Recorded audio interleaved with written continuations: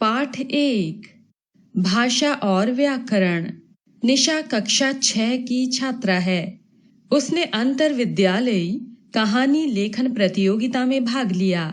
अनेक विद्यालयों से बच्चे आए हुए थे। प्रतियोगिता का निर्णय कुछ दिनों बाद स्कूल में पत्र द्वारा भिजवाया जाना था। निर्णय आने पर पता चला कि निशा को प्रथम स्थान प्राप्त हुआ है। इस उदाहरण में प्रतियोगिता का निर्णय पत्रों द्वारा लिखित रूप में दिया गया। वह निशा ने किताबों से पढ़कर कहानी लेखन के बारे में सीखा। कविता प्रतियोगिता में प्रतियोगियों ने बोलकर अपनी अपनी कविता सुनाई और निर्णायकों ने कविता सुनकर निर्णय लिया। भाषा जिस साधन के द्वारा लिखकर, पढ़कर, बोलकर और सुनकर विचारों का आदान प्रदान किया जाता है, वह भाषा कहलाता है। भाषा के रूप। भाषा के निम्नलिखित रूप हैं।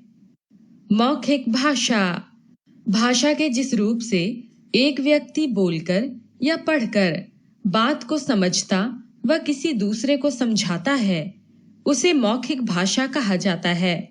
उदाहरण, कक्षा में शिक्षिका बोलकर पढ़ाती है और विद्यार्थी सुनकर समझते हैं। लिखित भाषा, भाषा का वह रूप जिसमें एक व्यक्ति लिखकर व दूसरा व्यक्ति पढ़कर बात को समझाता व समझता है, लिखित भाषा कहलाता है। उदाहरण, मोहन ने गृह कार्य लिखकर अध्यापिका को दिया व अध्यापिका ने पढ़कर अंक दिए। सांकेतिक भाषा, जब विचारों और भावों को संकेत द्वारा प्रकट किया जाता है तो उसे सांकेतिक भाषा कहते हैं। इसे व्याकरण में स्थान नहीं दिया गया।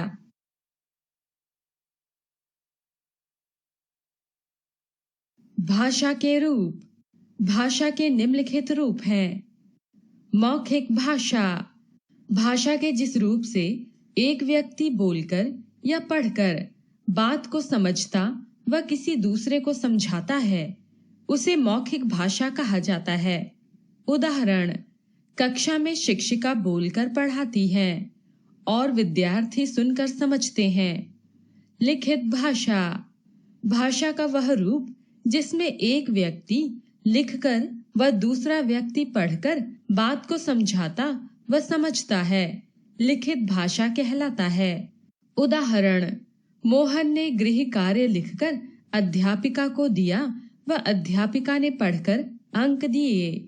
सांकेतिक भाषा, जब विचारों और भावों को संकेत द्वारा प्रकट किया जाता है तो उसे सांकेतिक भाषा कहते हैं। इसे व्याकरण में स्थान नहीं दिया गया।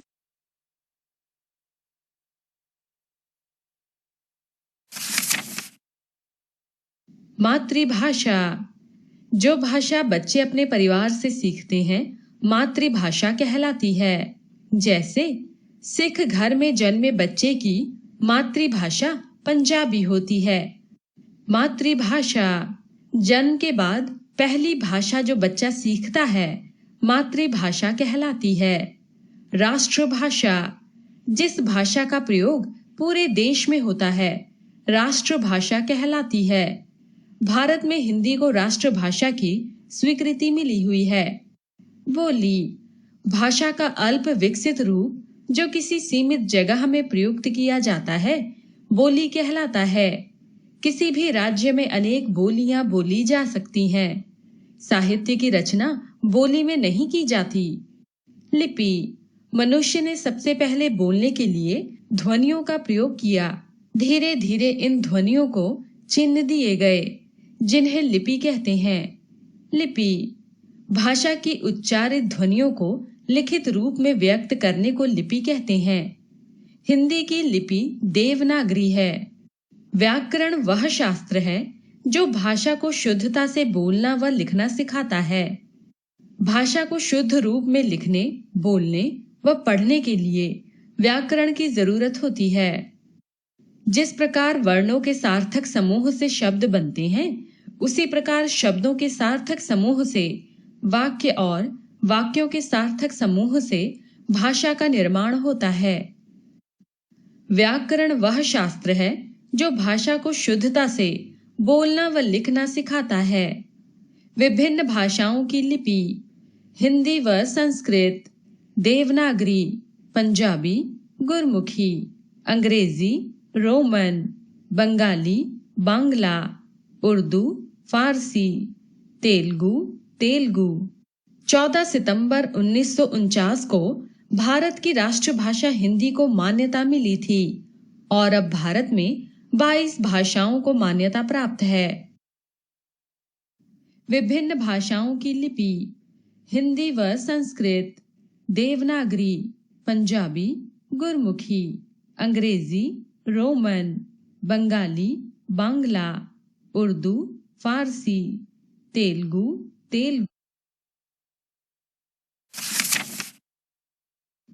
अब आपने जाना, जिस साधन द्वारा मनुष्य लिखकर, पढ़कर, बोलकर व सुनकर अपने भावों, विचारों का आदान प्रदान करता है, उसे भाषा कहते हैं। भाषा के दो रूप होते हैं, मौखिक व लिखित। भाषा के मौखिक रूप में बोलकर या सुनकर भावों, विचारों का आदान प्रदान किया जाता है। भाषा के लिखित रूप में लिखकर और पढ़कर भावों का आदान प्रदान किया जाता है।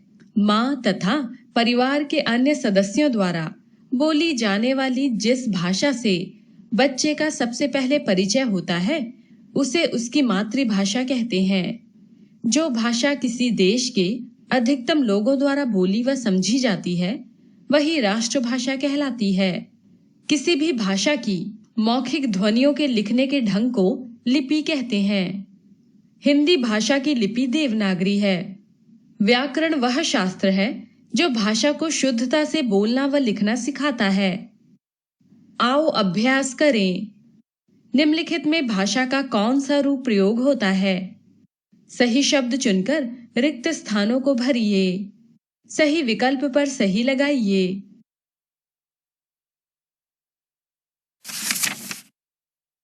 भाषाओं के सामने उनकी लिपि का नाम लिखिए। निम्नलिखित भाषाएं किन प्रदेशों में बोली जाती हैं? मिलान कीजिए। भारतीय भाषा तथा विदेशी भाषा छांटकर अलग अलग स्थान पर लिखिए।